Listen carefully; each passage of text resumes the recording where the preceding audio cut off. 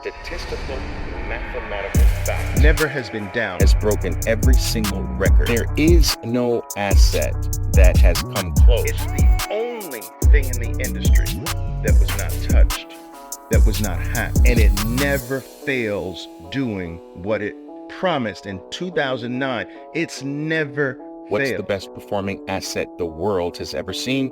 And you'll find out that it's Bitcoin. Traders, how are you? Welcome. Welcome, traders. Welcome, Bitcoiners. Welcome to another spontaneous live session with Oliver Velez. Of course, my name is Oliver Velez, and we're going to talk my favorite topic today, Bitcoin. All right. Guys, you're seeing my cleaner walk back and forth here. But that's okay. We need clean spaces. I am here today to basically take your open questions. I do want to preface this Q&A session, as I do all of my Q&A sessions, that I do not consider myself a Bitcoin expert, guys. I consider myself, in truth, a Bitcoin baby. I started going down the rabbit hole about 5 years ago, made my first plunge after some fairly deep study and investigation in March of 2020. I had the good fortune of bringing about 9,000 of my traders with me on March 12th and March 13th, where we pounded Bitcoin on the pandemic crash to the downside. We saw that opportunity as a gift.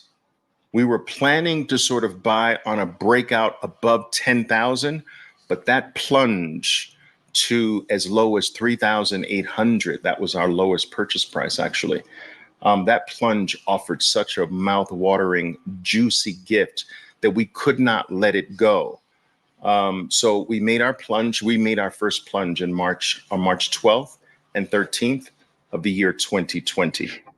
All right. And so that's just simply not a long time, but there is not a single day that has not gone by that I've not spent hours upon hours delving deeper down the proverbial Bitcoin rabbit hole.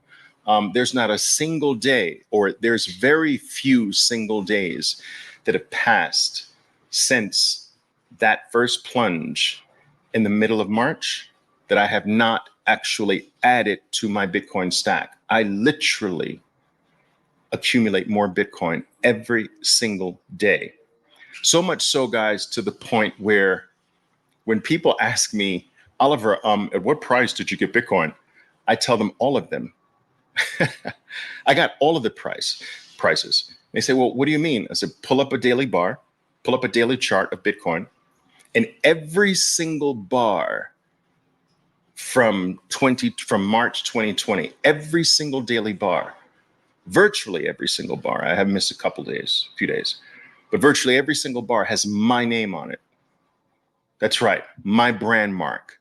I am virtually inside of every single daily Bitcoin bar. And I just want to touch on this because I think it's important. When I tell some people that, or some people become aware of that, and they say, Oliver, why do you do that? And it's simply because I'm in a position where I've built sort of my life over the last several decades to be in a position where I actually earn fiat 24 hours a day, every single day, on the hour, every single day, 24 hours, 7 days a week. Boom. When you understand that what you are earning, what you have given your life for, so I've given my life for this fiat stream to come to me every day. I sacrificed, I studied, I spent time, I gave my life, my energy, my talent, helped build this constant fiat flow to me. What is unfair, by no fault of my own, what I gave my life for is not worth what it was when I gave my life, number one. So I gave my life 40 years ago, 30 years ago, 20 years ago, 10 years ago, 5 years ago for this stream. What I am receiving is not the same at the time I gave my life. And so I'm actually receiving less value than I should have received. Number one. Number two, the longer I hold what I receive, it's already debased, but the longer that I hold what I receive, the less valuable it becomes. And so this becomes a hot potato game when you finally see the light, people. I don't want to hold, I'm holding my life. I gave my life for this fiat. This fiat is the symbol of the life I gave, right? My life is made up of time, effort, energy, everything. So this is the symbol of my life. And I'm going to let this symbol, which is already debased, I'm going to let it melt smaller and smaller and smaller. No. So it becomes the incredible hot potato. I receive it and boom, I switch it immediately into Bitcoin. Now, I'm not one of these that switches 100%, but it's close to it. I'll switch as much as 90, 95% because I don't need that to live off of. So I retain a little bit of this melting ice cube, but to get that leaves very quickly. That's for the gas in your car. That's for some transportation. That's for some dinners. That's for some wine. That's for some, it goes very quickly. I am not keeping fiat as a savings item. And so this is why I literally am increasing my Bitcoin stack every day because I receive dirty fiat melting currency every single day. So if I earned it every week, I'd do it every week, but I earned it every day. So I do it every single day. And I believe that whatever the frequency that you receive your melting ice cubes with, whether that be monthly, bi-weekly, weekly, daily, hourly, whatever, you should be stacking at that frequency as well.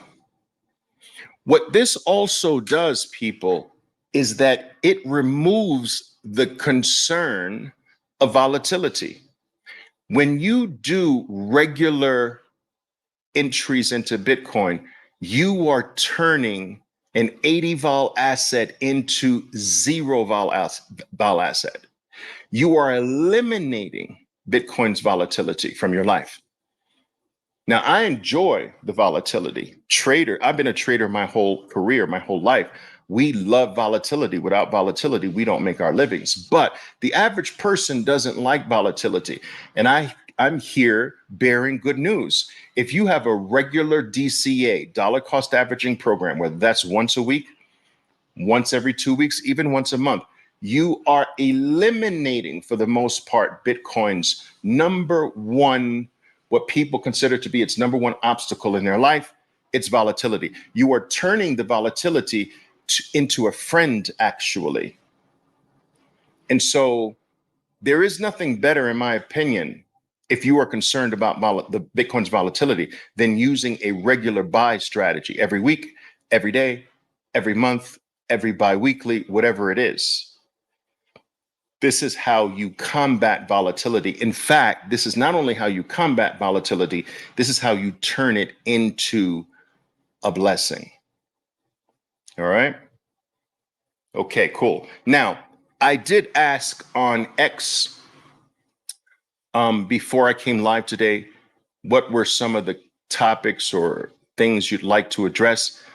And I was kind enough to, some people were kind enough to actually give me some interesting things to address. So I'll try to run through some of them.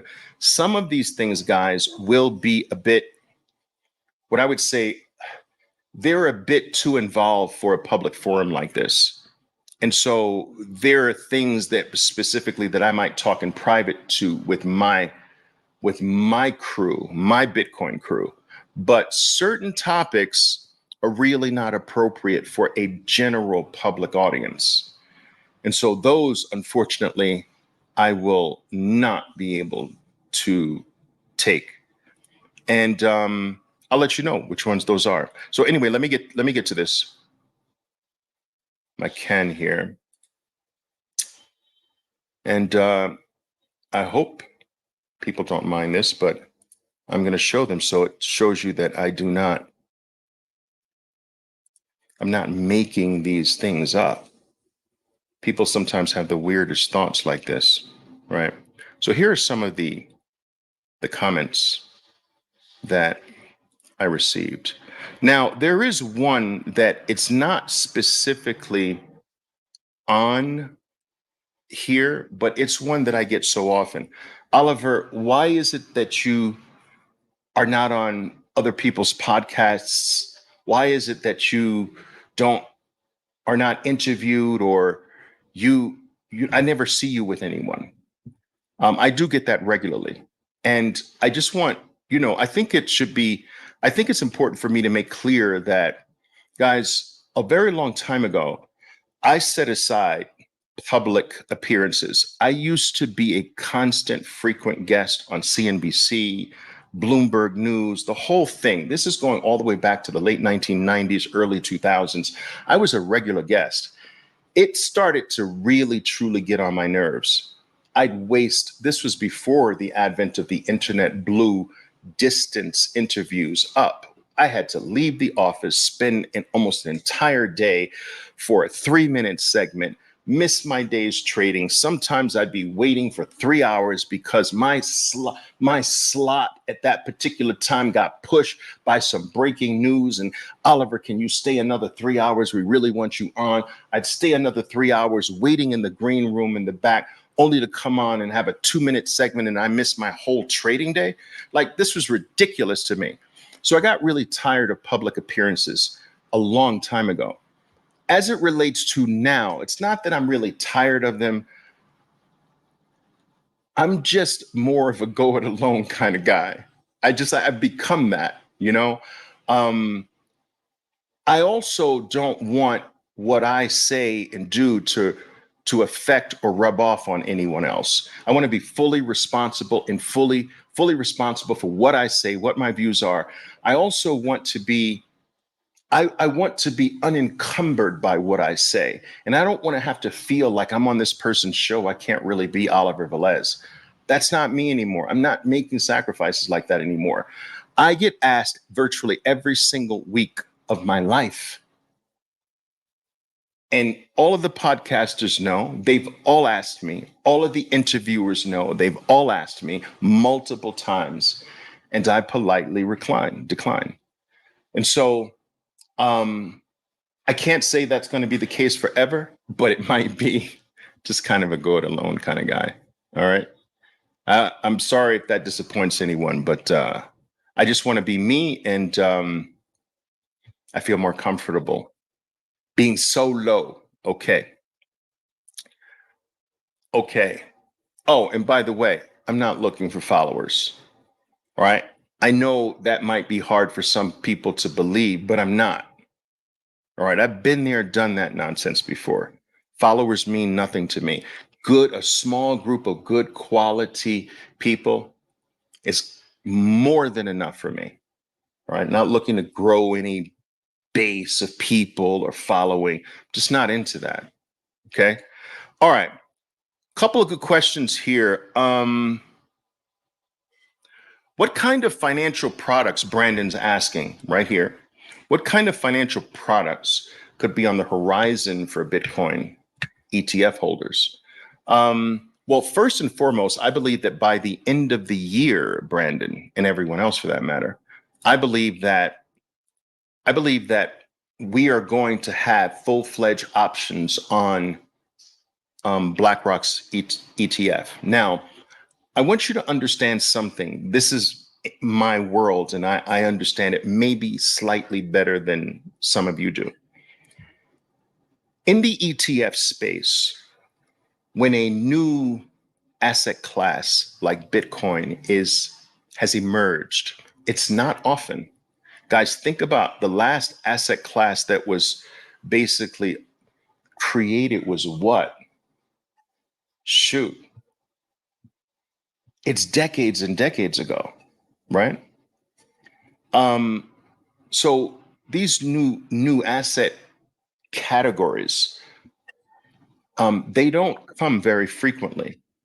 When they do, it's a mad race in the ETF world to become the volume king, not the asset under management king, although those two things do often go hand in hand.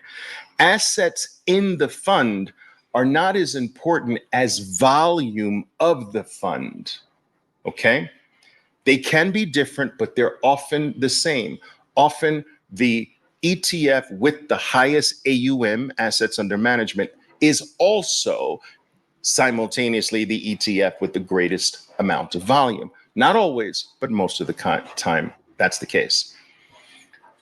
The most important thing, what makes you the king of that ETF, of that asset class, is volume. Volume is king in my world. I want you to understand that. It's volume that's king. It's not price that's king. It's not assets under management that's king. It's volume. Volume is everything. Volume is the number one most valuable currency in my world. Now, I tell you that to say this.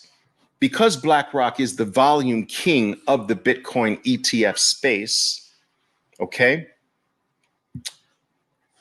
they will likely get the blessing of options.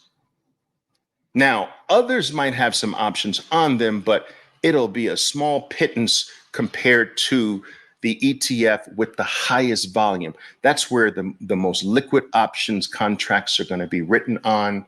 That's where 99% of all of your options activity is going to be based on. And when you have the ETF with the highest volume, and you also are the options king, you print money forever. It's a literal money printing machine forever. And this is what this mad rush is about. It's all about becoming the options king. Now, I say that to say this. When options, which I believe will take place by the end of this year, when options do come to, for instance, the BlackRock's spot Bitcoin ETF, this will bring an income generating strategy to Bitcoin. And so the people who say Bitcoin doesn't have a yield, it doesn't have income flow or whatever, that's going out of the window when there's options on it. A basic covered call writing, a covered call strategy on IBIT, on your ETF, your spot Bitcoin ETF, is adding an income element to the price appreciation potential to the underlying asset as well. And so simply by using a covered call strategy, you can add an income stream to your Bitcoin. All right. In addition to that, I do believe that other financialized services, also you'll be able to use options to hedge against Bitcoin declines during the bear markets as well. So this is a very valuable tool. It also institutionalizes Bitcoin even more, bringing more players to the game to play the derivative side of Bitcoin. All of that's still good, guys. It's not a bad thing. The more people that get interested in Bitcoin, the bigger Bitcoin obviously becomes adopted. In addition to that, I believe that some of your shares, I believe that in the near future, you'll be able to use Bitcoin shares as a form of property. So they're going to try to compete with you holding physical, true self-custody Bitcoin, not physical, but self-custody Bitcoin. And so they're going to offer many financial services to make you believe and feel that there's no need to have Bitcoin in self-custody, because when I just have Bitcoin indirectly through the shares of this ETF, I get borrowing at this rate. I get margin on it at this rate. I can post it as collateral to purchase a home or this or that, whatever, at this rate. So those financial services being built on the shares of spot Bitcoin ETFs I think they're coming. And I think that by next cycle, you're going to have virtually every single bank, every single financial organization, every single major exchange, like a Robinhood, a Coinbase, a Fidelity, a Charles Schwab, all of these guys will be offering financial services on top of your Bitcoin. You're going to get freaking credit cards mailed to you. All right. You're going to have digital cards against your Bitcoin airdrop to you on your cell phone. There are going to be deals with merchants all over the world that will accept your digitized, swiped Bitcoin card in almost every single merchant in the world. All of this is coming right from your account where you have spot Bitcoin ETF shares, or what have you. All of it. Okay. Bitcoin experienced its IPO in January 24. You know, a lot of people think that the IPO of a company is the start of a company's life. That's not true. That's the start of its public life. It is usually in existence for many years as a private company first. Bitcoin's private period was the first 14 years. Starting from January 24th, it had its IPO. I'm talking figuratively, of course. All right. And it is now becoming institutionalized. Now, some people feel that this is not good for Bitcoin. It's co-opted. Get out of here with this nonsense.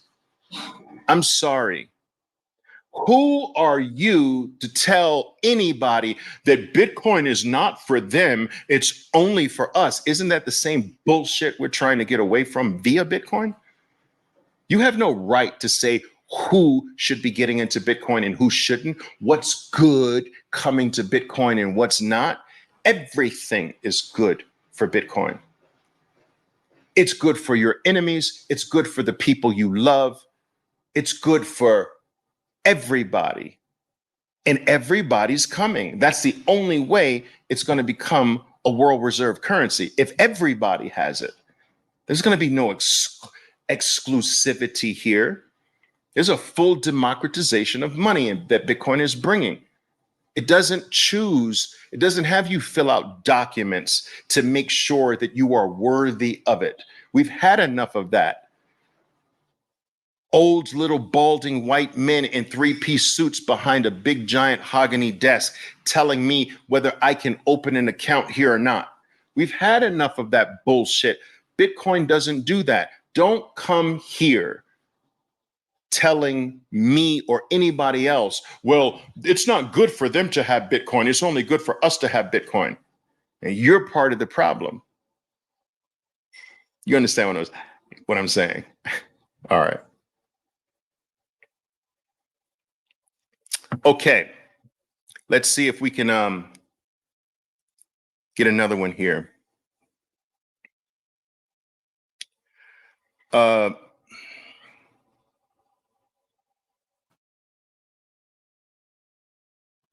What mechanism do you think we will be able to safely, cheaply, confidently borrow against our Bitcoin so that we don't have to spend it? And how long until we have these mechanisms available to us? I think I just touched upon that. I believe that by next quarter, everyone on earth will be offering financial services on top of Bitcoin. So you've got a few short years. This has already started. You have firms like Ledden.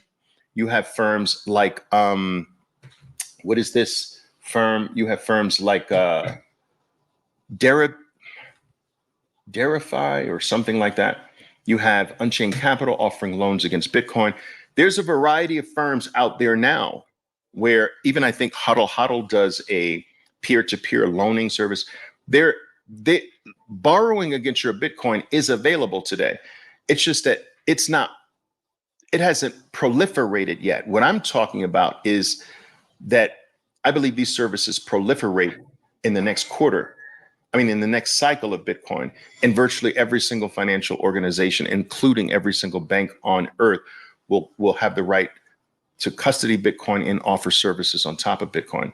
These will likely to be based on time lock Bitcoin, loans against Bitcoin, time lock Bitcoin, and over collateralized loans on Bitcoin, meaning that you might have to put up 2 times the amount because of the volatility of what you want to borrow. But that's cool. That's cool. I think there might be some concerns with hypothecation versus rehypothecation, but we'll address that when these services come, right? You want to try to not have your Bitcoin rehypothecated. Okay, that means you want it fully still under your control, where you can see that it's not being used for anything. It's sitting there on the blockchain, not being used, not being moved around, not being loaned out for anything. All right, now that will come with a higher cost because there's no way for them to make money off of the Bitcoin in custody. If it doesn't move, they're not allowed to use it. So you'll pay a higher cost. But if there's any item that you should not worry about what the cost to borrow against it is, it's Bitcoin, people. Please, let's not major in the minor here, right? If you've got an asset that at times has as high as a 213% CAGR, that has been going up close to 90% a year on average over the past 10 years. Like, dude, what are you worried about 12 or 14% interest or 15% interest on an asset that doubles almost every year on average? Are you serious? Are you kidding me? All right. This is thinking from the old system. Okay. You want a higher cost to borrow against Bitcoin. You want that if it means that no one fucks with your Bitcoin, that it stays there and they're not going to lose it, that you eliminate that third party risk. All right. And I would pay for that. And that payment is small in comparison to what Bitcoin delivers. So don't worry about the cost to borrow against Bitcoin. That is nothing. Even now, that is nothing. Stop focusing on freaking pennies when you have something that delivers millions. You're focused on pennies and this thing delivers millions. Imagine the person worried about cost when they were buying $1 worth of Bitcoin 14 years ago. $1 worth of Bitcoin 14 years ago today is valued at over $67 million. $1, $67 million. But you worried about cost at the $1 stage? And this phenomena has not stopped. You're going to come back and think how silly you are worrying about cost at $60,000 Bitcoin when Bitcoin's at 6 million. All right. Cost is a non-issue. I get this all the time. Oliver, those fees you pay for buying on your OTC desk. Oh my God. This is a poor man's thought. Do you understand? I am willing to pay for superior professional service because these costs associated with the best performing asset on planet Earth are absolutely nothing. All right. Don't major in the minor, please. All right. This is my 9-year-old son. Hello, Oliver. All right. Well, hello, little fella. Hello.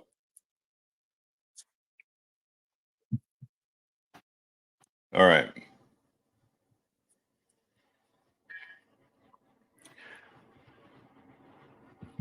All right, good. This is a good question. What time in the 4-year cycle is best to borrow against your Bitcoin? So I will use my experience as an example. I did 2 borrowing periods. I borrowed for the first time 2 times. I borrowed in an attempt to double my stack at 16,000 Bitcoin, and I did it again at 25,000 Bitcoin. And part of the reason is because I have a core group of Bitcoiners that we work together very closely. And I wanted to have the experience of borrowing against Bitcoin before I really started recommending to them what I did, how I did it, what I used, and so forth and so on. Anyway, it worked out well. Now, I want you to understand what I did. I didn't borrow at 60,000. I borrowed at 15,000. I borrowed at 25,000. The best time statistically, the safest time to borrow against your Bitcoin is in the throes of the Bitcoin bear market. All right. And so when the bear market begins, you want to think about borrowing toward the end of one complete year of a decline. So if Bitcoin started declining in November, all right, you're talking about the next November, around the next October, November, that's when you start thinking about borrowing against your Bitcoin. That's a quick and dirty way to know the best time.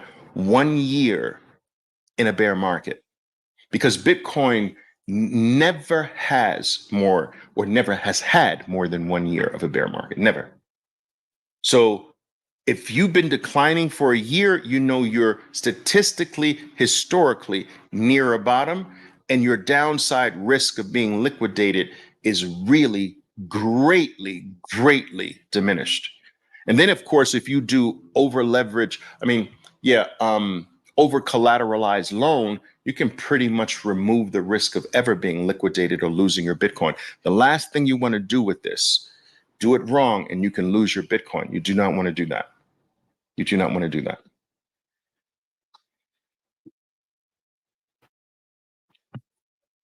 All right.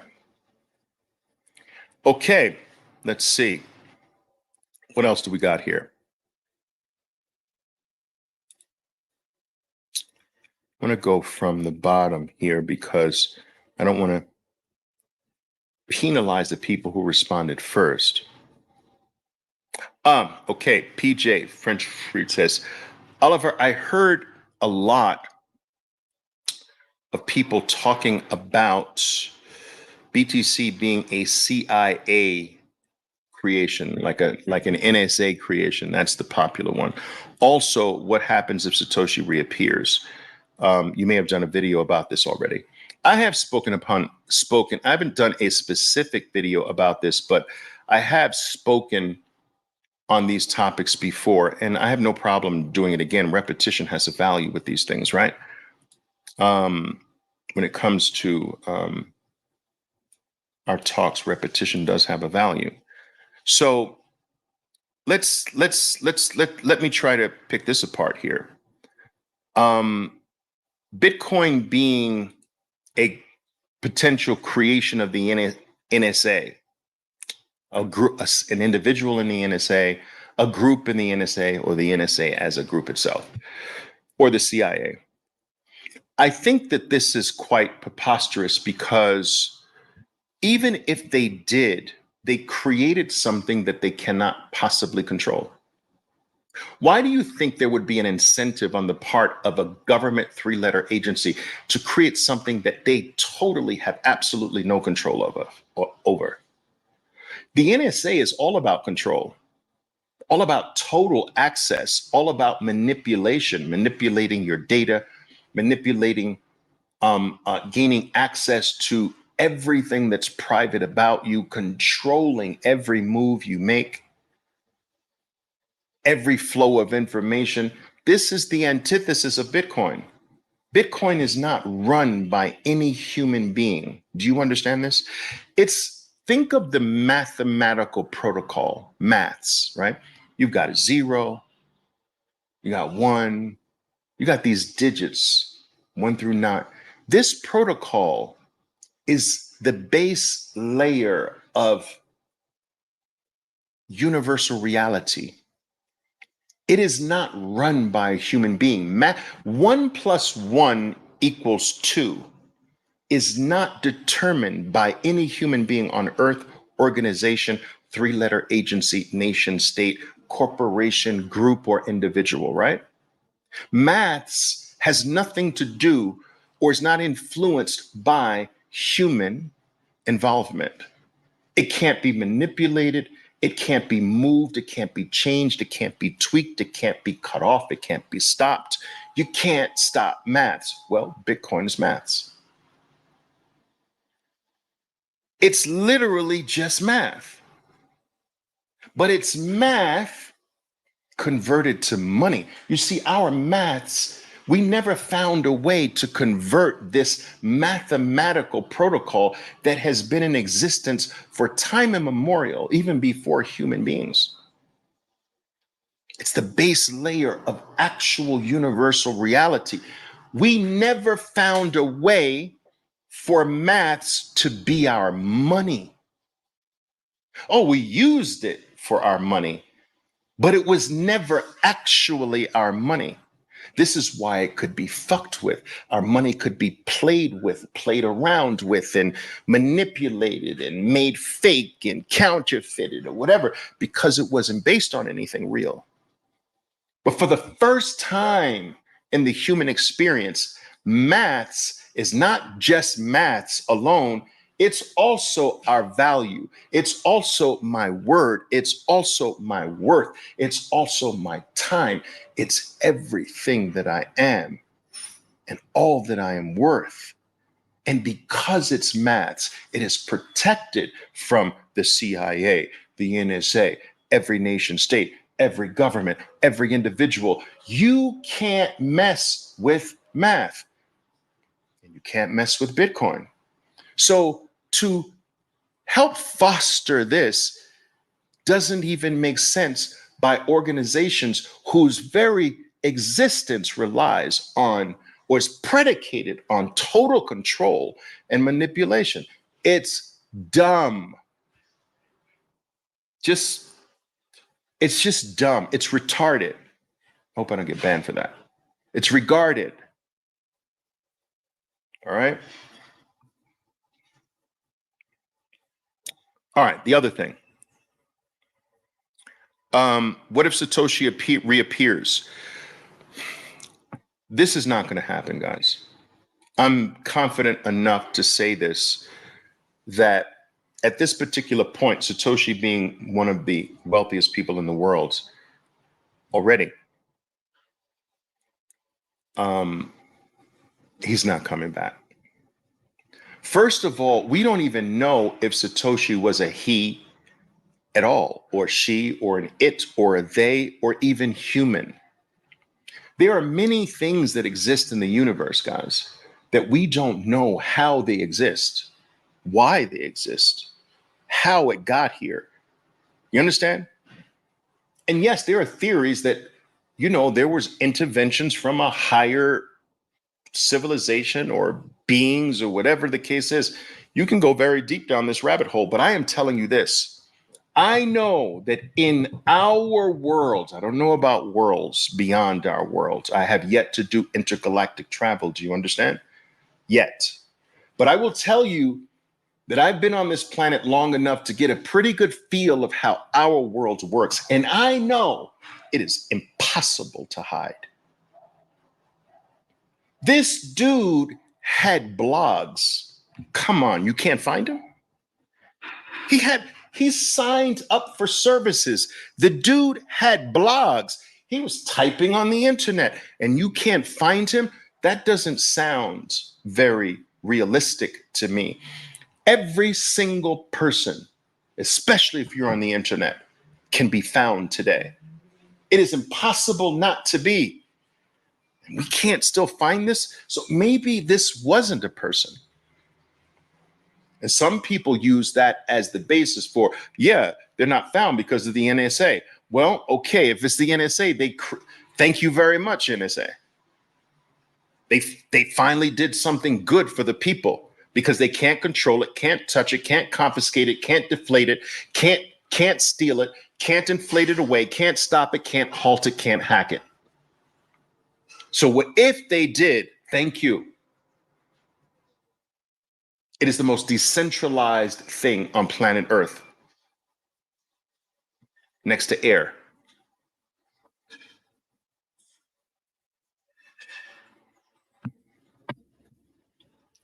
All right.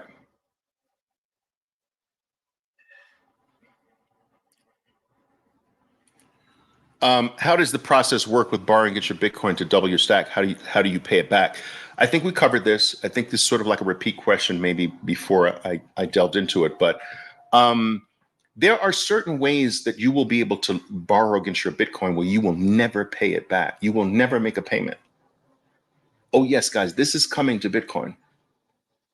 And this will largely be for those who hold real self-custody Bitcoin, where you post it as time-locked Bitcoin collateral. That's the best, most pristine collateral on planet Earth, time-locked Bitcoin, where nobody can touch it, right? It's locked in time. So check this out. It's time-locked Bitcoin will serve as collateral, and you will never need to make a payment. Or maybe it's not even time-locked Bitcoin. It doesn't have to be. But let me give you a scenario of how a loan might work where you never have to pay it.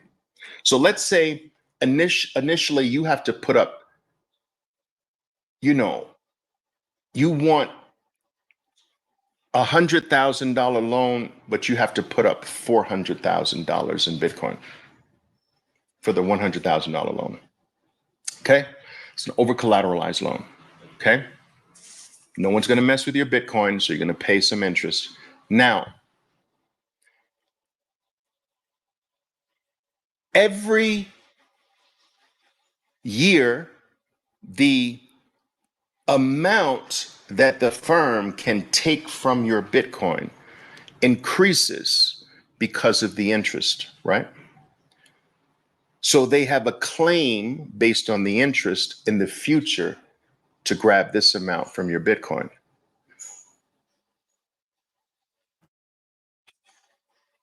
You don't have to pay that. That is a future claim. But Bitcoin keeps doubling in price. So if it doubles in price once, you can now pull half of your Bitcoin out of custody because you now have 100% more too much custody Bitcoin to secure that loan. So you pull half of it back to yourself, right? Doubles again, you pull half back to yourself. Doubles again, you pull half back to yourself. Doubles again, you pull half.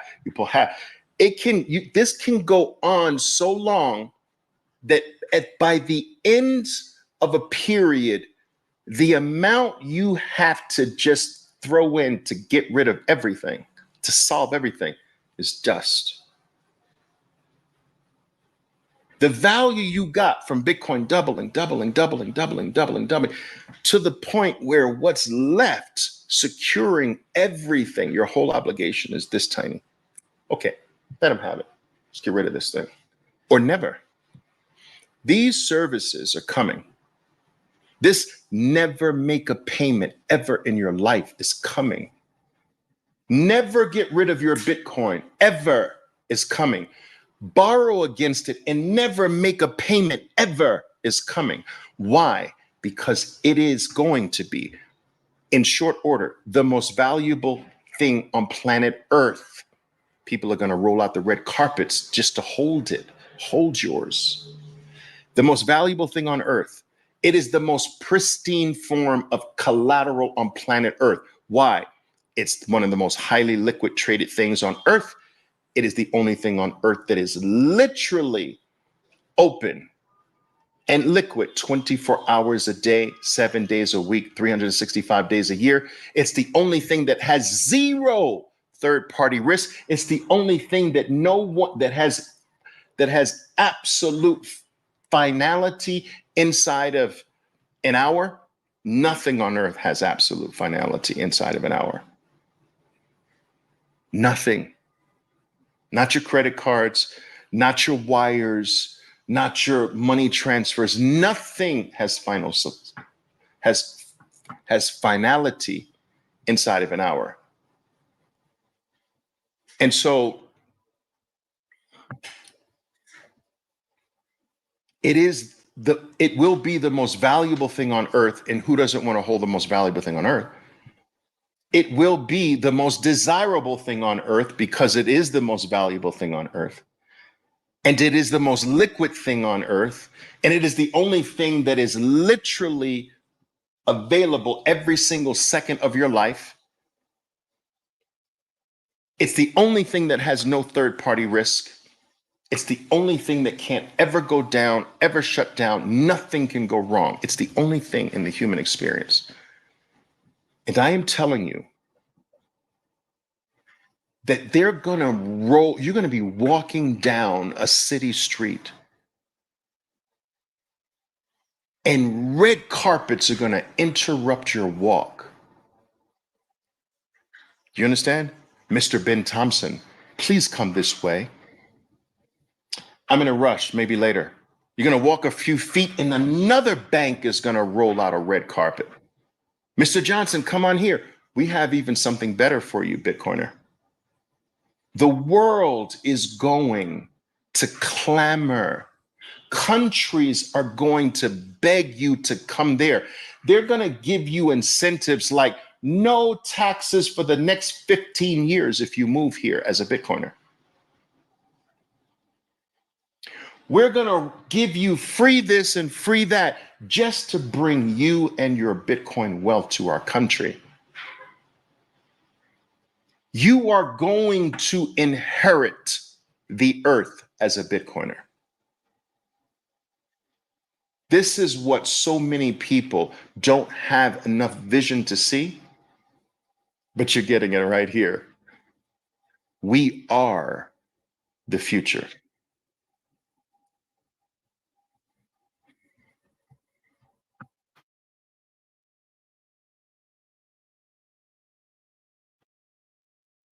All right. Greetings from Dubai. Welcome, Dubai. Welcome. Where else are you guys coming from? Germany?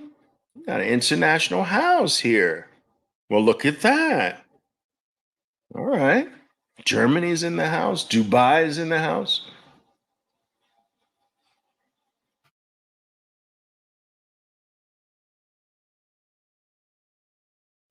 Maybe, Maro Satoshist. I hope I'm not butchering your name here. Maybe it was a bit easier in 2008. I grant you that. I mean, easier. It was not easy. Maybe easier. Yeah. But Satoshi's not coming back, guys. It is, I want you to understand that it is impossible. Satoshi understood this. Hear me out on this. It is impossible for any human to resist certain urges. It's in our DNA. We're not built to. Do you understand? If you gave me a money printer that I could just press a button and print new dollars, if you gave that to me and I knew my job was to not print new dollars, if I got into a crunch, one of my daughters fell ill with some rare disease and I needed a $3 million infusion, and I have this button here, guys, I'm going to print on you. I'm sorry, I'm going to do it. I'm going to press that button. I'm going to do it for a good cause, but I'm going to press it. That's what they always say. Printing money is always for a good cause, right? My daughter is, I'm going to press it. I'm sorry. I'm going to print on your asses. Now, if I print on your ass for my daughter, 3 million new dollars in circulation, and I just say, I'll just deal with the consequences whenever it happens. And then there are no consequences. Weeks go by, months go by, years go by. No one says anything. Everybody, nothing happened. Now, the next time something comes up, it's going to be easier for me to press that button because you see, the last time nothing happened. And this time I might say, well, you know what? I did promise, I've been promising years, take my wife on a trip around the world. I mean, this is like the perfect time. And it's nothing close to $3 million like last time. And they didn't notice $3,000. This is like $500,000. All right, nobody's going to miss this. Boom. Print on your ass. It's a good cause. Been promising my wife for years, take her around the world. Again, no one says anything. No complaints. It's like no one even noticed. And the third time, it's without even a thought. Hey, I like that Ferrari. Boom. Oh, my friend needs help. Boom. This invariably will happen given enough time. Humans cannot not do that. And this is why you have to take the money out of the hands of humans for it to be pure, for it to be unfettered by the human frailty, the humanhood, our humanhood. You can't have humans control money. This is what Satoshi understood. And it's the only way it'll be real. It's the only way it'll be true. It's the only way it'll be pure.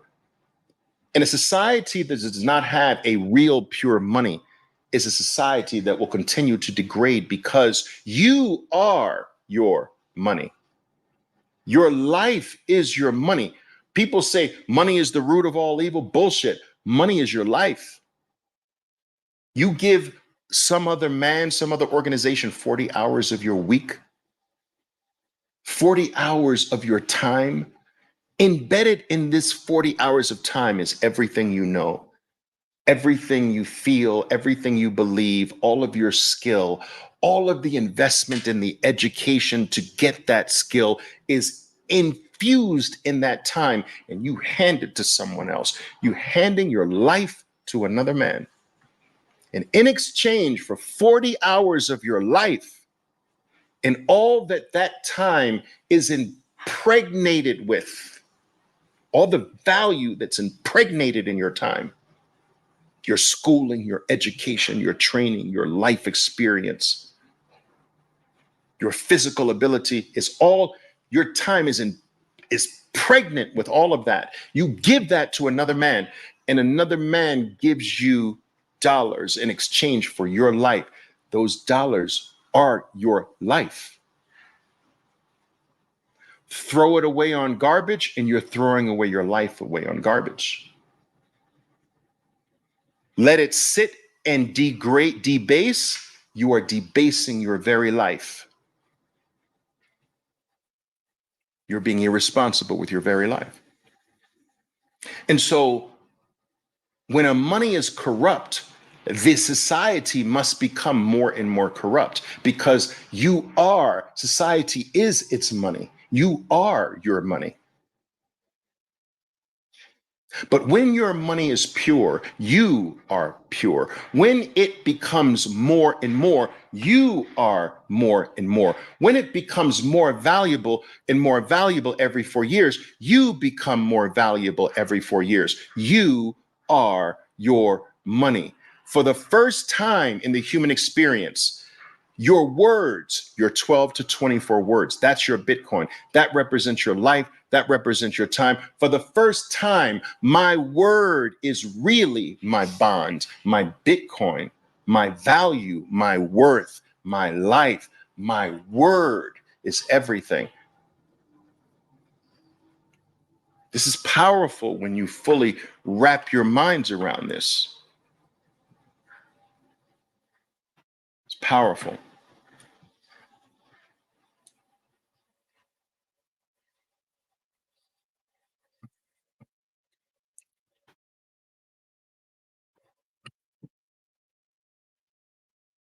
Yeah, Satoshi didn't have a greedy, itchy finger.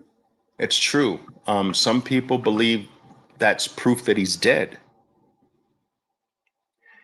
I will say that it is best for Bitcoin, for a Satoshi never to show up again if he's not dead. But I would, if I were a betting man, I would bet on the fact that he's no longer with us if he was a true human being. All right, let's see if we've got something else here. Let's see.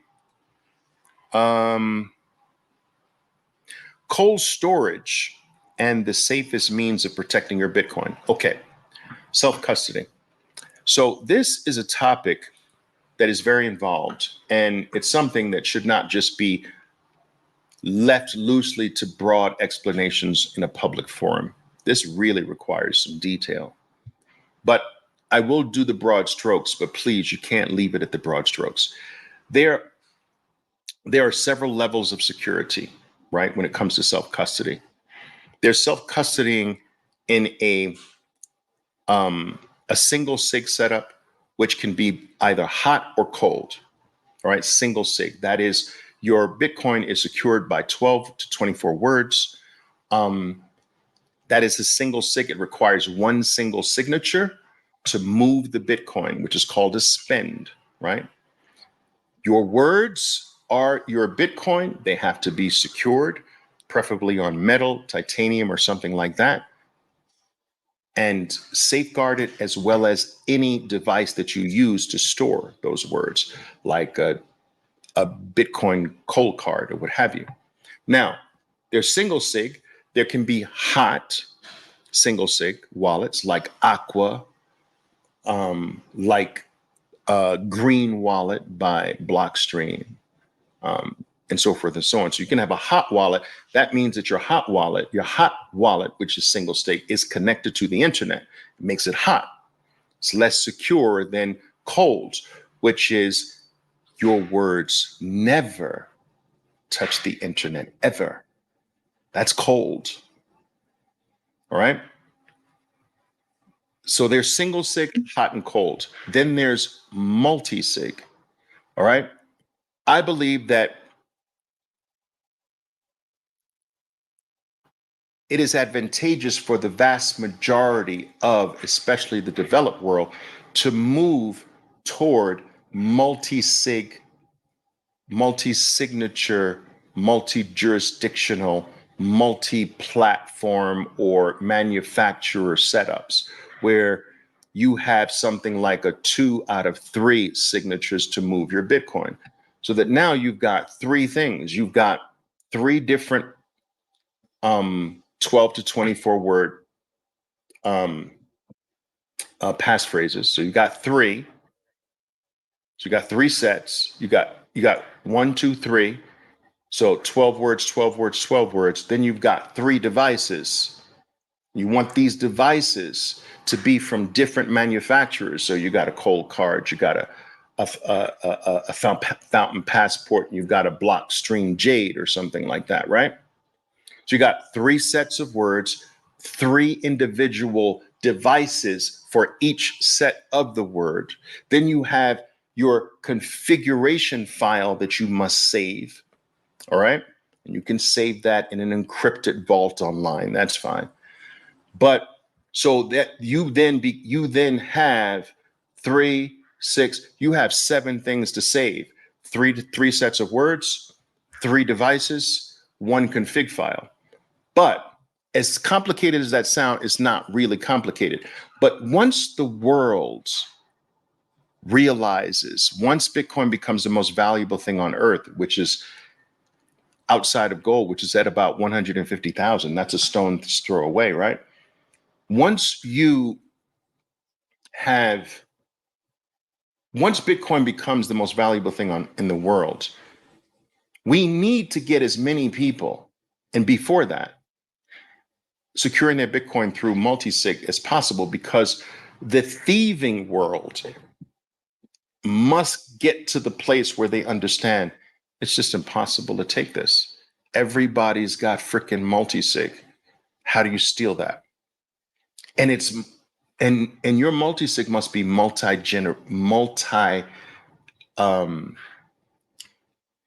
have to have these things stored in different locations. And what I encourage my Bitcoiners to always do is to make sure that there's a security passing that has to happen between your locations. So you have to pass a police department, you have to get on a plane, or you have to take a train, or there's a man toll booth between the locations. You know, there's security because I have one in an office with 24-hour security. You know what I mean? Like, make sure that there's security between your locations, and make sure they're as wide apart as possible, and there's security between each of the locations. This makes Bitcoin virtually untakeable. And the faster the world understands that 99% of the people, man, just I can't take it from them. Now the world starts to operate on the notion that the only way I'm going to ever get Bitcoin is to please another Bitcoiner, is to do something for a Bitcoiner, to come correct to them, to come with something of great value that convinces them that this is worth giving up this small piece of Bitcoin that's going to go up for the rest of their lives. To give up that future potential forever, I have to convince them to do that. I better come with something that pleases them beyond everything. So I believe that this is going to raise the productivity levels of Bitcoin through the roof. We're going to see an explosion in human invention, human ingenuity, productivity, quality, and so forth and so on, because the only way in the future you're going to get value is you had better come with something so freaking amazing to someone that has Bitcoin to convince them to give up their future forever. Bitcoin will increase your value every 4 years for the rest of your life. Do you understand this? It's just mathematically baked into the protocol. So you buy a car with your Bitcoin, that is going to be the most expensive car on planet Earth in a few cycles. Do you understand? It's going to make you really appreciate value to the point where you adopt a lifestyle of first class first, and no one will be able to come with you with junk, trinkets, shit that's halfway built, poor service, poor anything, because they won't get Bitcoin. We will revert back to survival of the fittest in the purest form, because he who can't deliver value in this world will die. And that's the way it should be. Everyone's got to contribute. There's no free takers here. We're the human clan. If you're not pulling your weight, you die. I'm sorry. And that's what Bitcoin's going to bring back. Survival of the fittest is going to bring back fairness up the wazoo.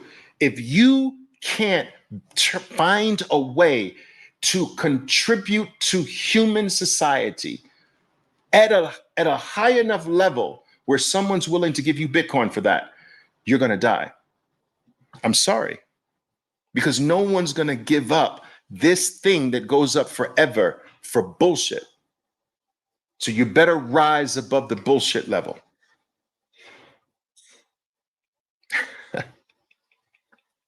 Yeah. Finally catching you live. Yay. Mouty, welcome, guys. Welcome.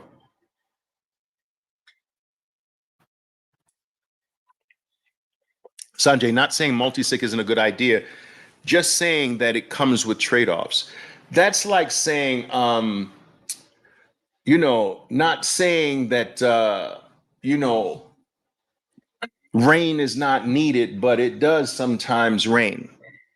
Everything, dude, comes with trade-offs, of course. Yes, everything comes with trade-offs. Single sig comes with trade-offs. All right, you have one single point of failure. That's a huge trade-off. Multi-sig, a little extra complex, comes with trade-off. That extra complexity is a trade-off.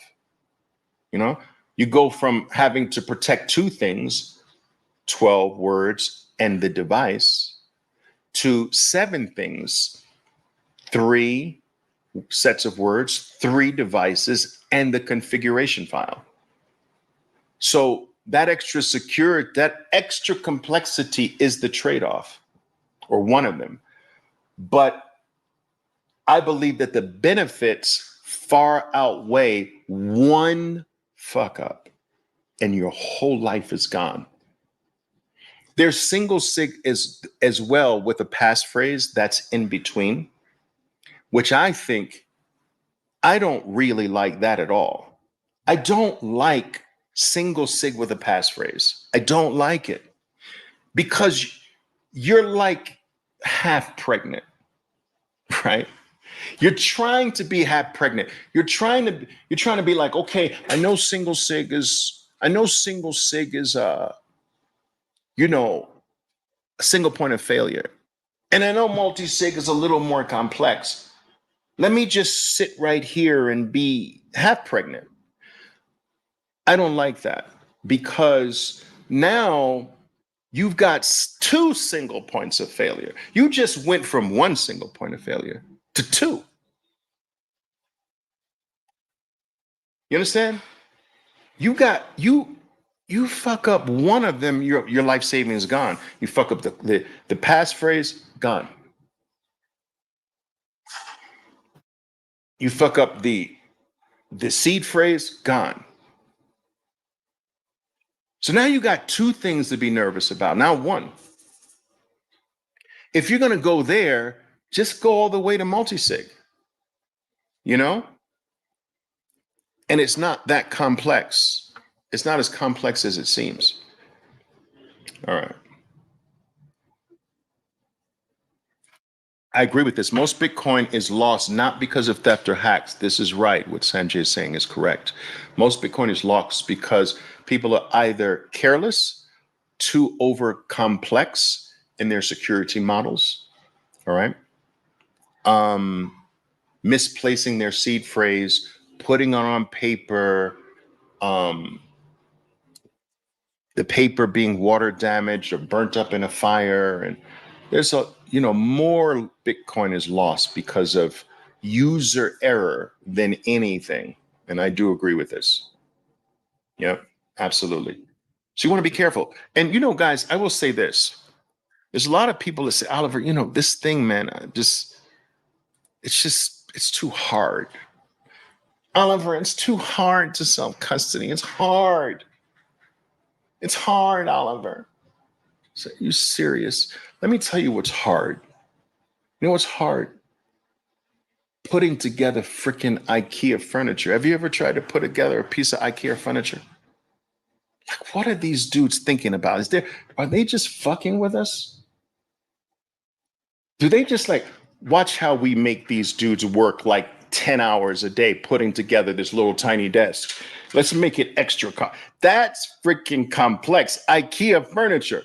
Guys, I've sat in front of Christmas trees. I have a lot of kids. I've sat in front of Christmas trees putting together doll houses for hours with little tiny screws and the little tiny inadequate screwdriver they add in the freaking package. Doll houses and Hot Wheel sets and this and that for my boys. Man, that shit's complex, man. Saving words? Really? Dude, you say you protect the keys to your car. Complex. You protect the keys to your house. Complex. You protect the combinations to your safe. Dude, stop being a wuss. It's not that hard. It's freaking words. I've used more words in this little rant than you will have to take care of. That's ridiculous. It's not hard. It's different from what you're used to because what you're used to is letting another man take care of you. Another man says, you know what? You can't take care of yourself. Give me what you have worked your ass off for. Give it to me. You're going to fuck it up. Give it to me. I'll hold it. I will tell you when you can gain access to it, but I will have it. I will control it. And I will give you permission as to when you can touch it. give it to me.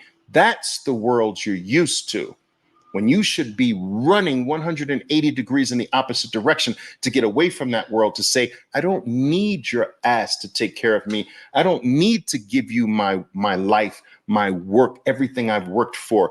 I hold my worth. I hold my wealth. I control my value, not you. Get your freaking dirty paws off of my stuff. This is what Bitcoin allows us to do, to take back control of our life, our value, and not to have to go with hat in hand begging another man for the shit that we worked for. Oh, wait, you're closed at 4? Yeah, come back on Monday. What the heck is that? Oh, the market closes at, the bank closes at 3, the market closes at 4. Do you realize, guys, that from a time perspective, I think Anthony Pompliano sort of popularized this. The time that Bitcoin has been running, the number of hours that it has been running since January 9th of 2009, right? January 9th of 2009. The 3rd was the Genesis block. 9th was when it really started running, right? So January 9th, if you count all the hours, Bitcoin has been running more hours than the NASDAQ. Guys, the NASDAQ came into existence in the beginning of the 1990s. It's older in terms of hours operational than the NASDAQ. How crazy is that? And any other market since that time. It's older in hours than the entire financial freaking system. Over the last 50 years, it has been operational longer. Do you realize that there's the number of hours a day that you have access to your own wealth, your own value, is less than the time you don't have access to it? There's more hours where you can't touch what you have worked for in a day. There's more hours in a day where you can't get it. No matter how much you beg, you can't get at it for more hours of the day than not. While those hours, they're using your shit. You think it's just sitting there? You think it's not being used? You think they're not raking in profits with what you have? They're like, watch this. We'll lock them out. We'll give them access for 6 hours a day, and we'll use this shit the rest of the day and make money off their shit and not even let them touch it. That's the system that you're used to. And that's the system that you tell me that you feel safer in instead of owning your own shit. Controlling it 24 hours a day. It's crazy. We have been made to feel comfortable with financial slavery. We are sharecroppers on a plantation. There are several major plantations throughout the world. One is called the United States. You are born. Another's called Argentina. You are born. Another's called Japan. Another plantation is called Australia. Another plantation is called the United Kingdom. Another plantation is called Canada. These are all plantations that the moment you're born, just because you were born here by no choice of your own, we brand you as ours. Social Security number, cedula. Then we give you permission through a passport to leave the plantation. But you better come back, all right? We tell you, just because you were born here, you are going to have to work here on this plantation. You're going to have to work, and you're going to have to work for the coupon that I make for you. I'm going to make a coupon. I'll make sure I draw pretty pictures on it. But you're going to have to, because you were born here, because your parents were slaves here, and now you were born here from your slave parents, you are now my new slave. And you are going to have to work here. I am going to make the money that you work for. I will let you stay as long as everything that you earn, you give me back half, 35% to half. That's what you have to do. But you print the money that I make. Doesn't matter. I still want you to give me back 35% to half just to live here, just to be here. I will let you buy a home, and I will even but I will make sure the price of the homes go up and become more expensive for you every year until you die. So every year that you don't buy one, it's going to get harder and harder. I am also going to allow you to say that the house is yours. It's really mine. I can take it whenever I want to. You don't hold the deed. It's really mine, but I'll let you say it's yours as long as you pay me forever until you die to live in a house called property taxes. I will raise these property taxes periodically until you die. You must pay me rent just because you were born. You pay me rent to be a slave on my plantation, 35 to 50% of every single thing you give your life for on my plantation. In addition to that, if you buy something, I want property taxes on it. And you will pay me on that forever until you die. You have no choice. And you can't work for someone else's coupon. You must work for the coupon I make from that building right over there. And I'm going to make that coupon less valuable every year by 7% on a good year and by 15% to 20% on a bad year, which means that if you worked for your family 3 hours this week to buy all the groceries for your family, next year, get this, you're going to have to work 4 hours for the same groceries. Isn't that wonderful? And get this, the year you worked 4 hours to feed your whole family, it took 4 hours to buy all the groceries. Get this, I got something else for you. You're going to really like this.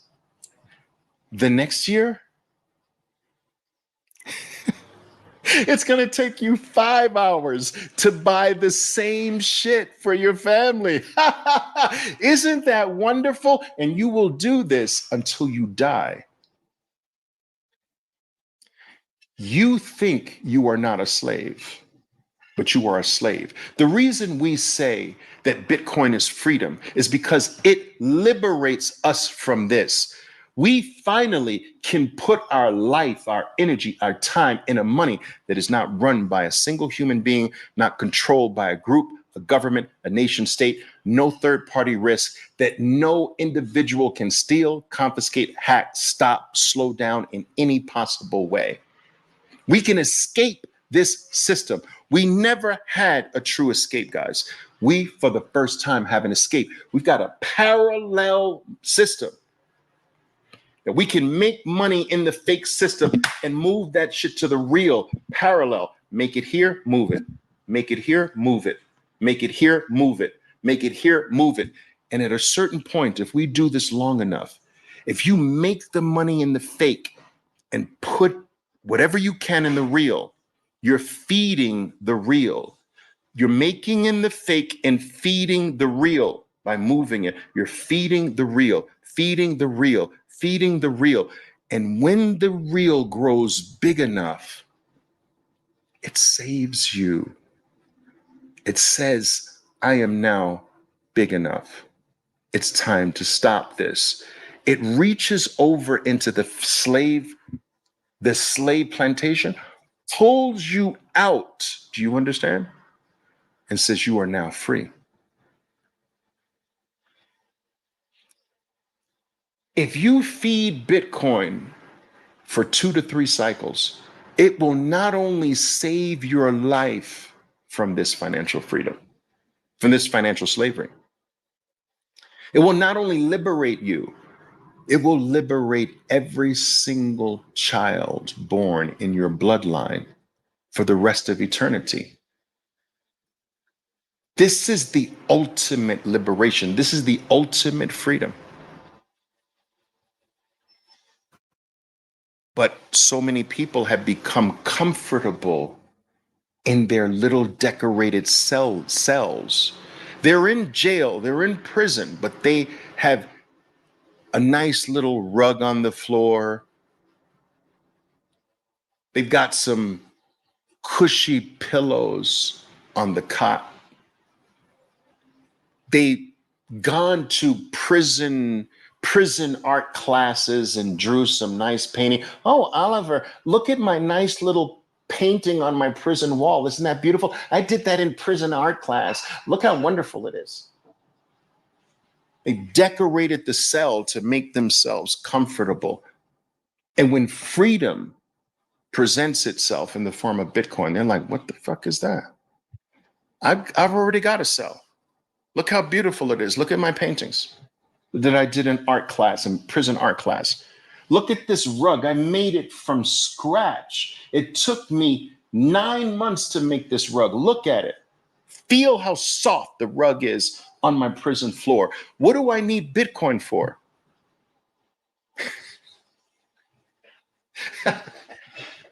Crazy. Crazy. So Oliver's on fire. I appreciate that, Calvin. Thanks, man. I'm crazy, guys. I'm sorry. I'm just crazy. Yes, man.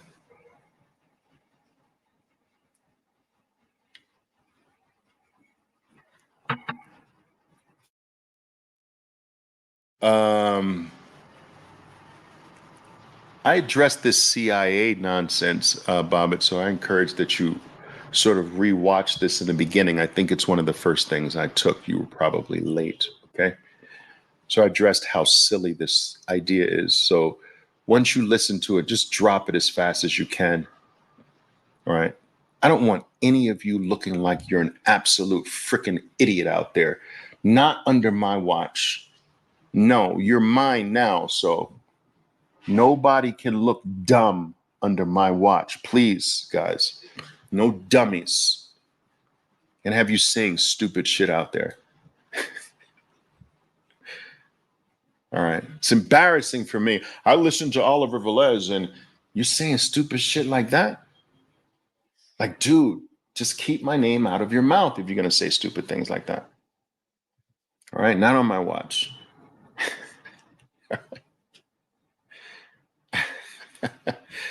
Keep blacking out in the zone. Wow, beautiful. Well, I appreciate that, guys. You know, Saylor is sort of known for saying that Bitcoin is an IQ test. And, you know, I've sat back and I pondered that a bit. And I have to slightly disagree. Guys, in my experience, I come from the financial world, and guys, these guys are not dummies.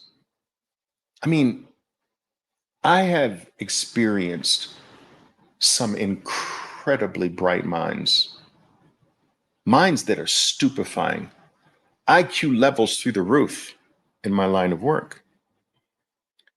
And many of these people can't even see the value proposition in Bitcoin.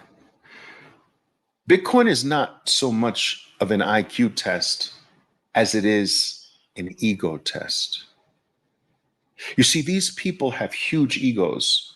You have to understand that it is very difficult to have given your life over to a certain thing, the way that things are, and to have actually worked and sacrificed your whole life to become somewhat successful in that path, in that thing, the way it is, and then to have this thing say that's bullshit. It's really almost a self-admission that my whole fucking life is bullshit. That I've been giving my life away to a lie? That this is all freaking fake? That this is not real? That this is real? I'm being debased, I'm being stolen from, I'm being taken care of, I'm actually a financial slave, but I've spent $500,000 on my Ivy League education. I've got degrees that people hail me for. All right. I've got a good paying job. I am respected in my community. I belong to not one, but two country clubs. I play golf with the president of two banks every single Saturday. And you're telling me that this is bullshit? Come on, Oliver. That's magic internet money. It's not an IQ test. These guys are very bright.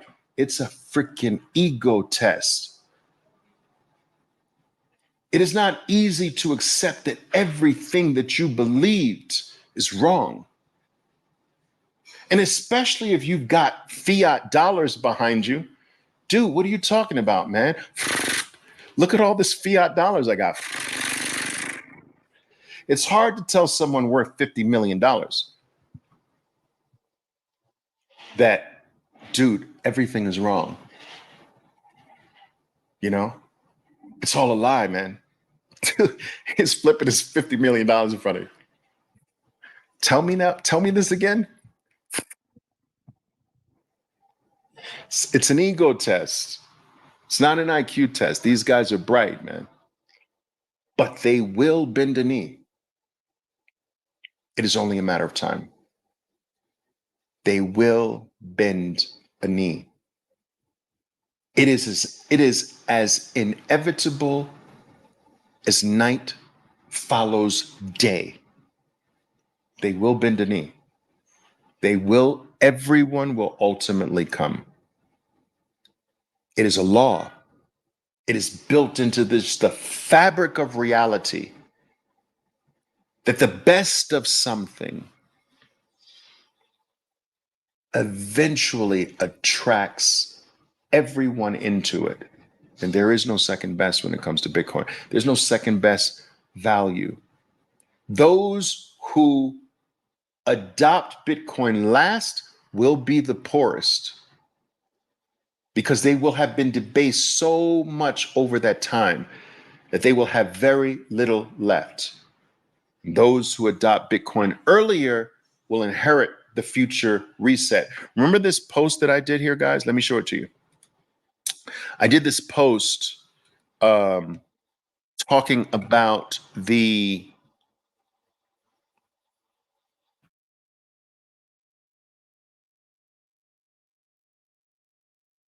four turnings, right? You know this, right? So, throughout history, throughout modern history, world history, the world has sort of seems to have operated on these, what I would call these 80-year cycles. Let me show it to you here. 80-year cycles. So after about every 80 years, a major reset happens. So I'm sure many of you have heard this saying that, bad times create strong men. Strong men create good times. Good times create weak men. Weak men create bad times, and you repeat. That's another way of just looking at these four turnings. About every 20 years, there's a turning point within the entire 80-year cycle. All right.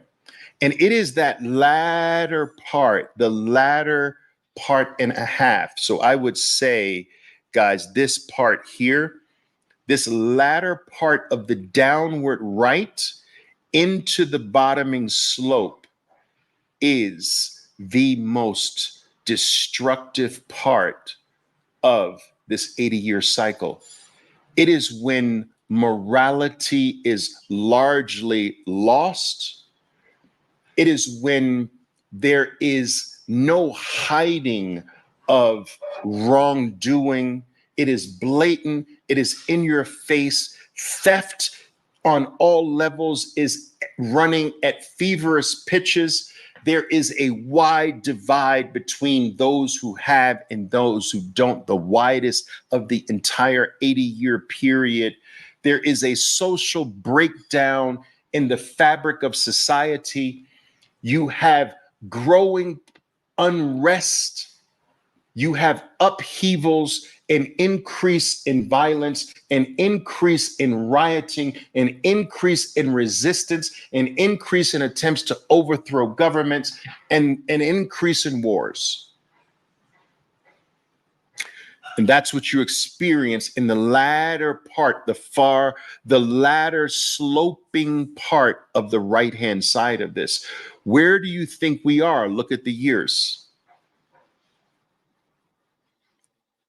And Bitcoin came into existence at the perfect time. Look at 2010, 2009, 1 year before the 2010 mark, and imagine a vertical line straight up this cycle. Where's 2009 on this image? You see where it is. It's right here.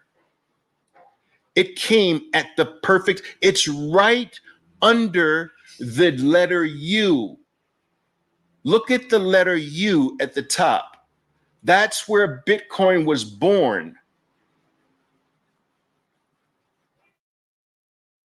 Perfect. Right at the turn down. And by the year 2040, I believe, based on this theory, the 80-year cycle theory and the 4 turnings that make up those 80 years, I believe by the year 2040, Bitcoin is the full 100% reset. You don't want to wait for that because it's too late then. You need it now. You need to grow it now. You need to accumulate it now. Some people say, well, come on, Oliver. Come on, Oliver. You know, what do you mean by 2040? That's ridiculous. That's too soon. Well, maybe not. Maybe not. Let's take a look at this. I want to show you this. Let's put some things in historical perspective, shall we? Let's put some things in historical perspective. Let me do this for you. This is going to be really interesting. Okay? Let's do this. The average lifespan of a fiat currency, do you see this? The average lifespan of a fiat currency is 27 years. There are more fiat currencies in the cemetery than exist today. They all die, every single one. This idea that the US dollar is going to be in existence forever is stupid.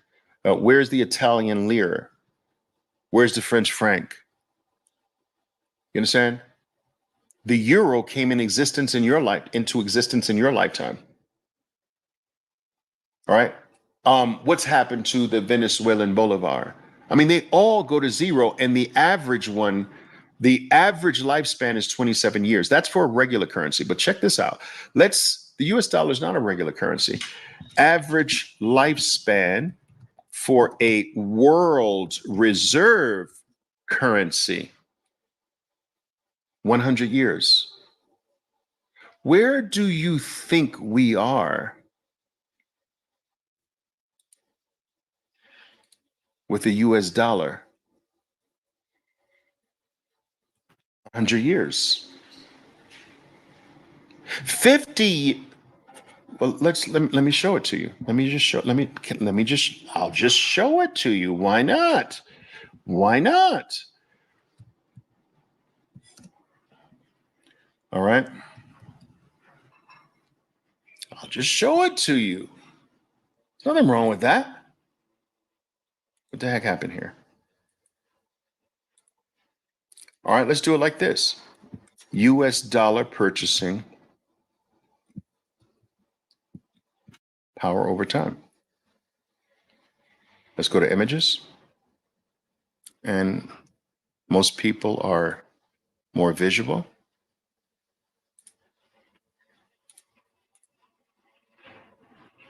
Boom. Now, take a look at this image. Take a look at this image here. Let me get to myself here. We're looking at this one, the one in the upper right-hand corner. I don't know if you can see it clearly enough, but I could just get this as a pure image here. Oh, I see. So I'm going to have to take it. It opens it up in a different window. Let me just do that. It's better if I open this up. Give me a second here. So, boom. So here, this is 2013. All right. This is more than 100 years. Right. I mean, 1913 all the way. This is to 2020. Guys, this thing is way off the charts down here. The loss of purchasing power. This thing is terrible. It's way down here. Can I ever get this out of the way? Hate this thing. All right. It's down here. You know what happened in 2020. This is not the picture of success, people. This is what you give your life for. This is what you're busting your ass for. This is what you went to school for. This is what you got educated for. This is what you got trained for. This is what you wake up every single day thinking about until the time you put your head on that pillow at night. You are thinking about this failing project right here. I know you are. Whether you're conscious of it or not, every single waking moment, you're thinking of dollars. How much is this? You're looking at something on the socials. What did that cost? You're going through the supermarket, looking at prices. Every moment of your life is dedicated to that coupon that someone made for you just because you happen to be born as a slave in the United States. That is not the picture of success. That's the picture of a failure. And yet still people can't understand why you should not be putting your life inside of that. You have to make that, you're forced to by no choice of your own, but you should be taking that and flipping it to something that does not go in that direction, that goes in the opposite direction.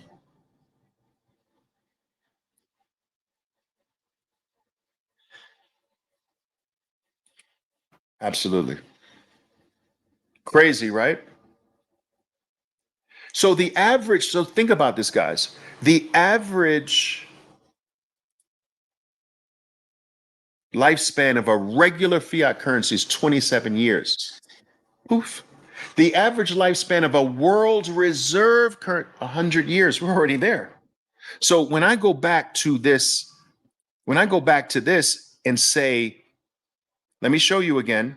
When I go back to this, now this doesn't seem so weird when I say, I believe that by 2040, when this 80-year cycle is over, Bitcoin is the reset. Do you understand?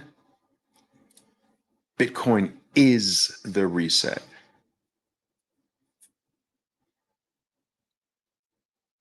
Now, you think that lifetime span was interesting? Check this out. This is even more crazy.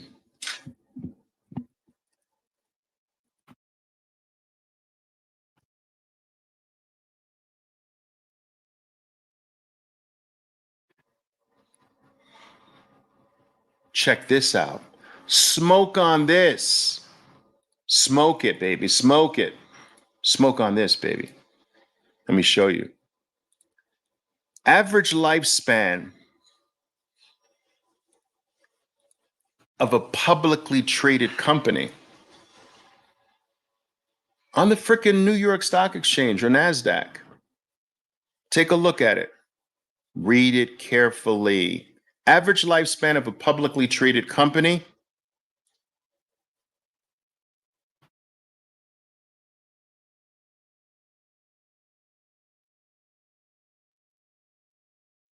just over 21 years. The average lifespan of a publicly traded company with a stock that you can purchase is 21 years. That's less than the average lifespan of a fiat currency. All right, let's do this. Average lifespan of a Fortune 500 company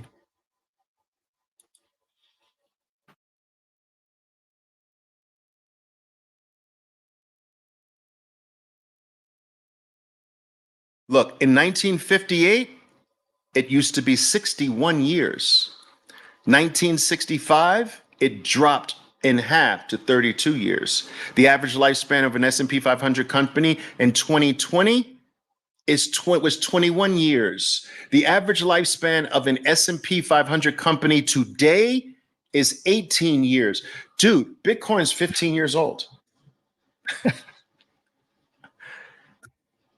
Are you starting to see it's bullshit? Are you starting to see you're being sold bullshit that debases to zero in 18 years, 27 years, world reserve currency, 100 years? What? This, you want to put your future there? You want to put your future in something that has a lifespan of 18 years? How do you pass that on? I'm not finished with this. I'm not finished with this theme. Let's do something else.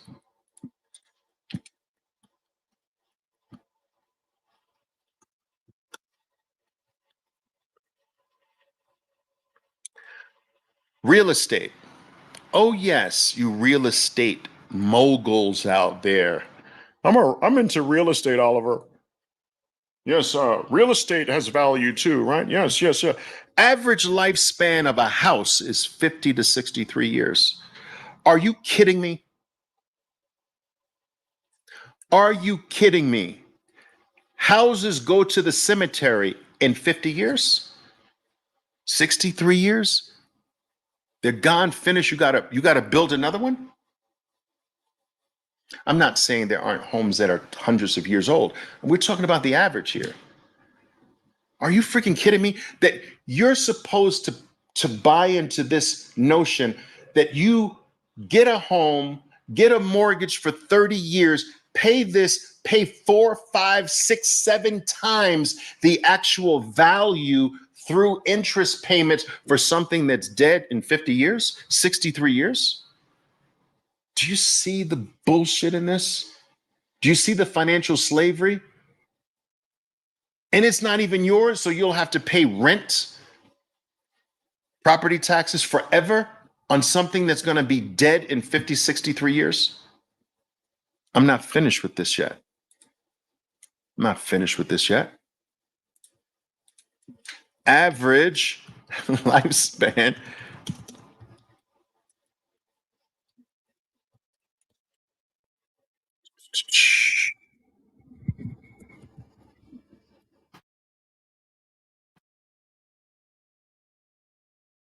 average lifespan. Bring it up right now. But Oliver, I'm not into to residential real estate. Oliver, I'm into commercial real estate. Take that, Oliver. Take that. Take commercial real estate. Take that. All right. I'll take that. Why not? Our average lifespan of a commercial building, 50 to 60 years. And you're supposed to be generating generational wealth. How do you do that? Everything's designed to just have you work your whole life and you die and it dies with you. Everything you work for dies with you. Your stocks die with you. Your publicly traded companies die with you. Do you understand this? Your houses die with you. Your commercial real estate dies with you. And just start the slavery machine freaking again. It's all bullshit. And this is what people mired in this system that have dedicated their lives to this. They can't accept it. They're bright. They have high IQs. Bitcoin's not an IQ test. It's an ego test. It's difficult to look yourself in the mirror and finally say, I've been took. I've been taken. I've been bamboozled. I've been whipped like a slave. It's hard to say that. It's hard to admit that. It's an ego test.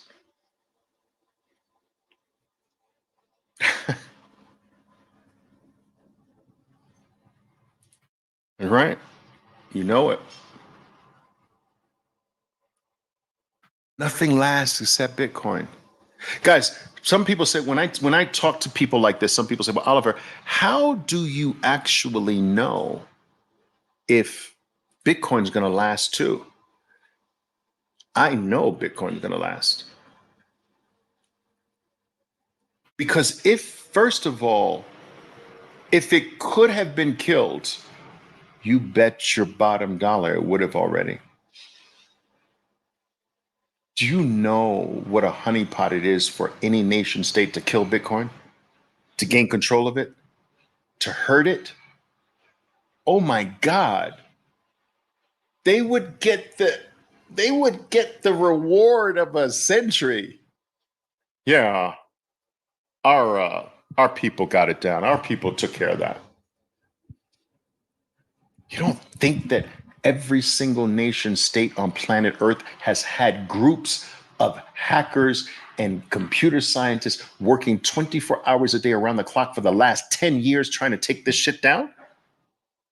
Bitcoin is jumped every single day, every single minute of its life. It's being jumped and attacked by some of the best computer science and technicians and hackers on planet Earth. 24 hours a day, it's taking blows without even a tiny millisecond of a flutter. But I digress.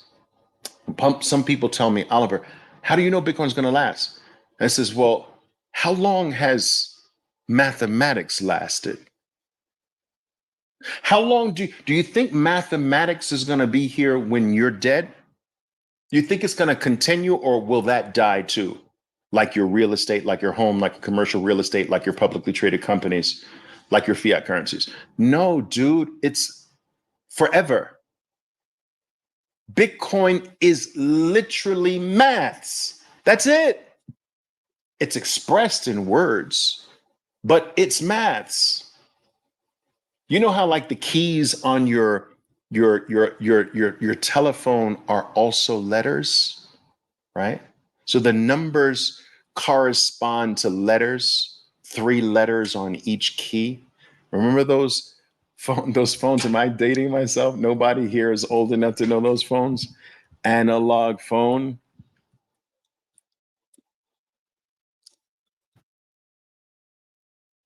Right? Remember these?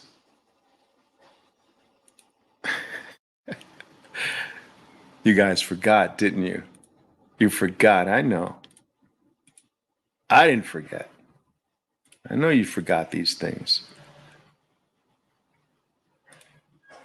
See that? Remember that?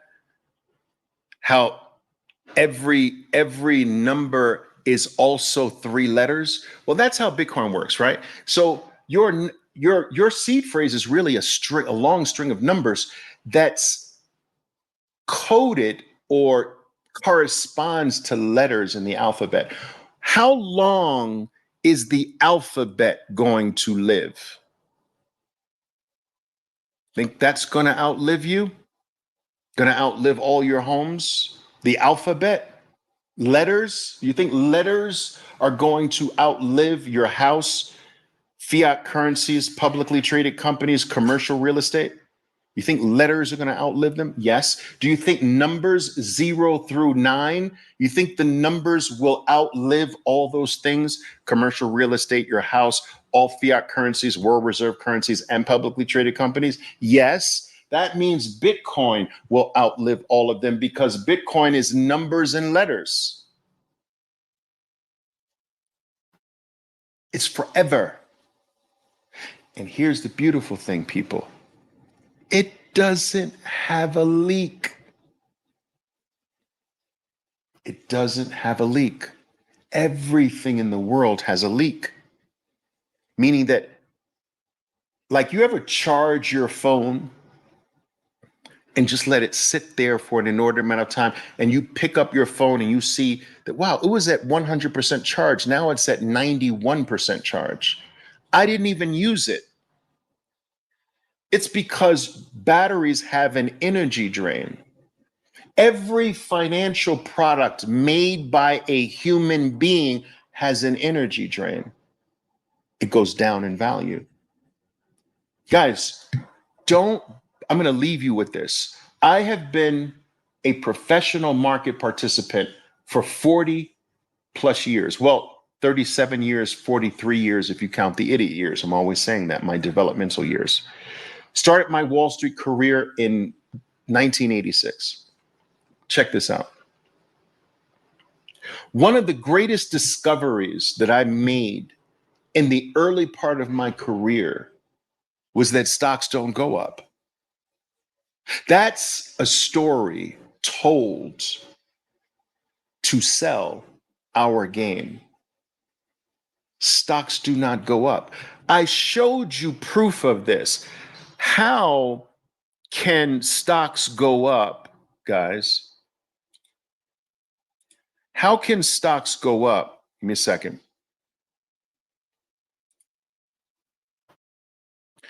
How can stocks go up over time? You answer me this. If stocks go up, how can this be true at the same time? Tell me. Just tell me, people. How can today the average lifespan of an S&P 500 company is 18 years? So they die in 18 years on average. So tell me, how is it possible that over time stocks go up if they're dead in 18 years? Stocks do not go up. They don't. Don't buy into the bullshit. Stocks go down over time, like everything else, because they have a leak. The way that we in the professional stock space played you is to sell you the lie that stocks go up and that you should put your life here. And the way we do it is we quietly remove the ones that die and replace them with the new and pretend you didn't see it. So let me give you an example. I'm going to explain this to you very clearly. The Dow Jones Industrial Average is made up of 30 stocks. It was created in the Dow Jones Industrial Average was created, let me see, 1896, May 26, 1896. So the Dow Jones Industrial Average has been in existence since 1896. Okay, long time. How many companies?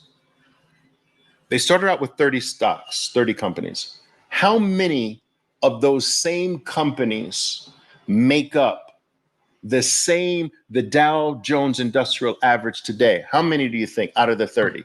How many have lasted and are in that index? I'll give you a hint. Think donut. 0. Where did they go? They went to the cemetery. That's where they went. Most of them. They died. Now, Yet, if I look at a chart of the Dow, doesn't it show me a straight line up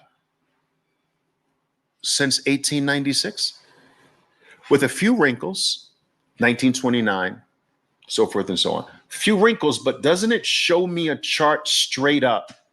How? How is that?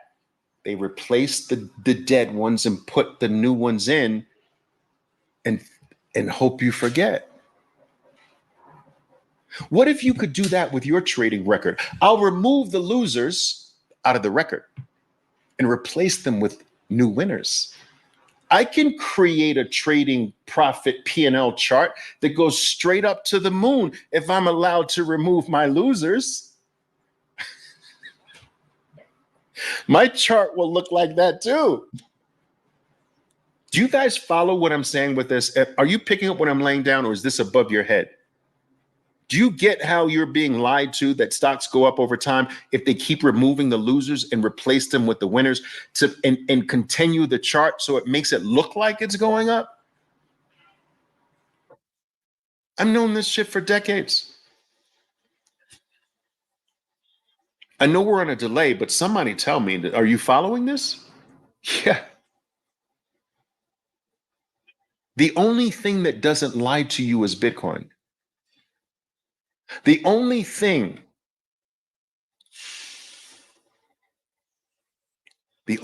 people,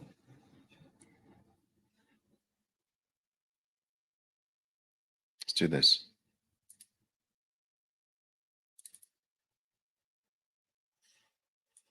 That has never lied to you is Bitcoin. The only thing that has never disappointed you is Bitcoin. The only thing, people, that has never broken a promise is Bitcoin. The only thing that has never been down, never sick at sea for the last 10 years, not even for a nanosecond, is Bitcoin.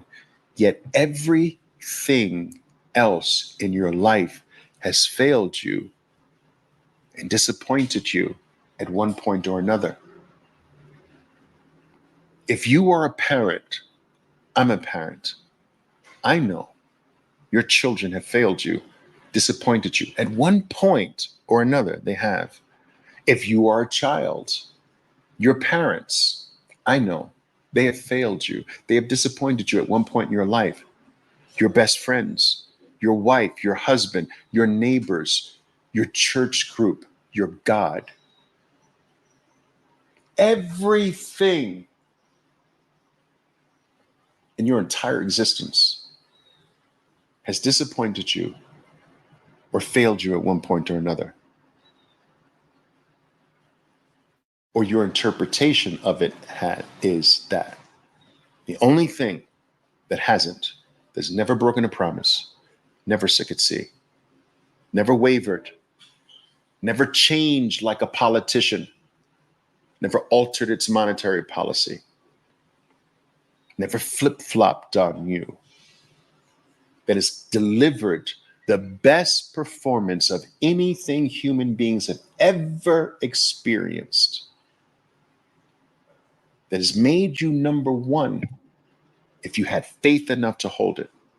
Above all else, the only thing in your entire life that you can say that honestly about is Bitcoin. So what you need to do is you need to find some freaking patience. And my God, get some freaking loyalty. Find some loyalty for once in your life. Be loyal to something. There's only one thing that's never failed you. Be loyal to it and be patient with it. There are so many things that you give your loyalty and your patience to that don't deserve it. This is the thing that deserves it above all. And you freaking wusses are impatient, you bozos are impatient and disloyal. And this is the last thing you should be with this. It is your freedom. It is your future. It is the future of your entire progeny, your entire bloodline, if you treat it correctly. Now go out there and do what you know you have to do. Go to work. Go to work. stack harder, flip that bullshit fiat for what is real, and do it as hard as you can.